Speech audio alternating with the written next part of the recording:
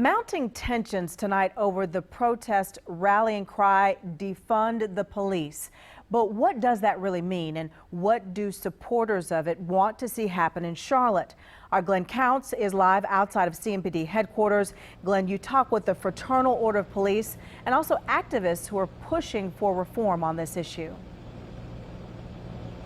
Well, Erica, it doesn't mean get rid of the police, but what it would do is roll back the clock to a time when officers weren't asked to be mental health professionals, marriage counselors, or any of the other roles that they are fulfilling today.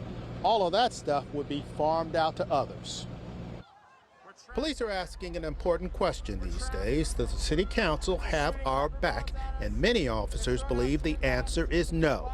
It shows that city council does not value CMPD and the officers that are defending the city. Officers are upset because city council voted 9-2 to prevent the department from buying chemicals and didn't include them in the decision-making process. By making knee-jerk reactions, by taking items such as defunding chemical munitions to a vote without even consulting the other side to understand why they're in place and what the alternatives could potentially be is extremely reckless. So the Fraternal Order of Police can't call the kettle black when they're also a kettle. Robert DAWKINS is with Action NC, a group that has been fighting for police reform for many years.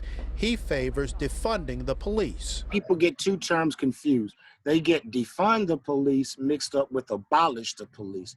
It's two separate things. DAWKINS says by defund, he means take some of the responsibilities that officers have now and push it out to the community, such as responding to domestic violence calls. Then you wouldn't be exposing police who aren't trained. Maybe they took a couple months here, but I'd rather have a person that had a master's degree in diffusing a situation over a police officer. He believes that if officers didn't have to deal with mental health situations, substance abuse situations, and a lot of the social work, that they could lower their footprint in troubled neighborhoods. That are already suffering from high violence, have no trust in the police, and would talk to a psychiatrist, a mental health professional before then. We asked the FOP about defunding the police, and while they are open to some changes, on the whole, they don't think it's necessary. Defunding the police as a whole, I think, would be reckless. People forget that just a couple years ago, CMPD was at the forefront of community policing. Now, Glenn, what evidence do these reform advocates have that defunding would actually work?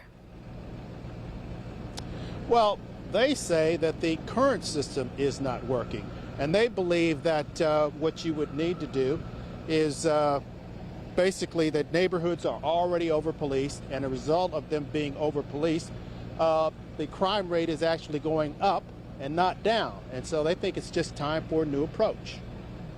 All right, Glenn, thank you for that live report.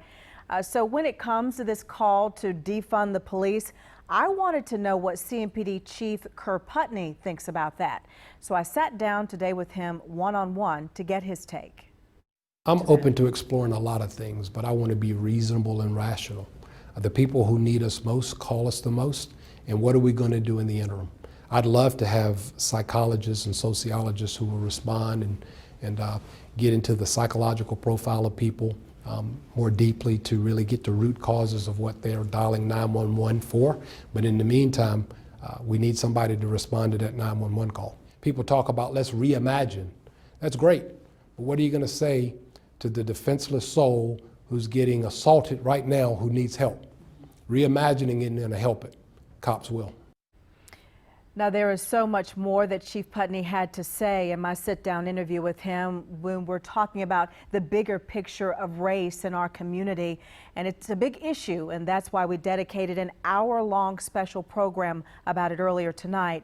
If you missed that and you want to find resources on how you can get involved, go to our app or to our website.